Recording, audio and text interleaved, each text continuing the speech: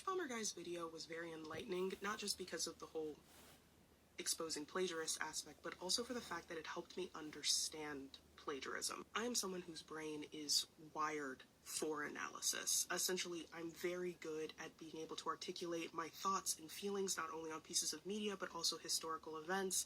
I'm a very creative writer and speaker when the time calls for it.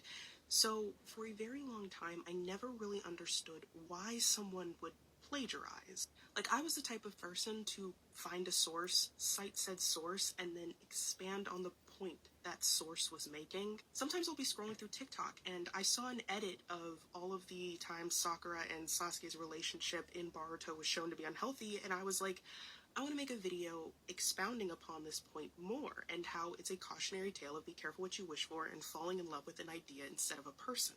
Like, when I see something that interests me, my gut reaction is to not just regurgitate, but to expound. So whenever I've seen plagiarism, it completely befuddled me because it's the complete opposite of how my brain worked. The internet historian example was probably the one that perplexed me the most. Like, I don't think it would have been that hard to get in contact with the writer and, work something out. James Somerton made me enraged, especially because his vampire video got so much stuff wrong, specifically about Anne Rice's Vampire Chronicles, and I felt my eye twitching. Also, Todd in the Shadows did an amazing breakdown on his channel about more of the lies of James Somerton, some of them overlapping with the Internet Historian's video, but they were making the videos at the same time. They were pulling from the same source. But even though they were pulling from the same source and had the same example, they both talked about the actual facts of the case in their own unique way, which shows that just because you are pulling from the same well doesn't mean you're going to get the exact same water.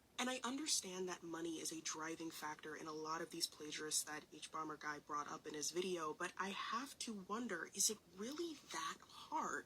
And this is actually something I discussed with my grandfather and talked to him about. Like, why is it so hard to take an idea, expound on it, put it in your own words, and cite the source of the person that gave you the idea to discuss this in depth in the first place? And his answer to me was, these people are not just stealing words or information, they are stealing an art form. And Todd in the Shadows and H-Bomber Guy came to that same conclusion as well, but I like hearing it from my grandpa. I don't know, I had imposter syndrome for a lot of time because I felt like my media analysis and all that stuff was a super easy thing that literally anyone can do, and it's kind of wild seeing blatant and glaring examples of how it isn't.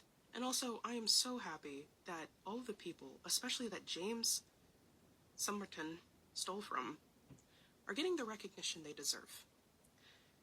And that motherfucker needs to delete his goddamn channel.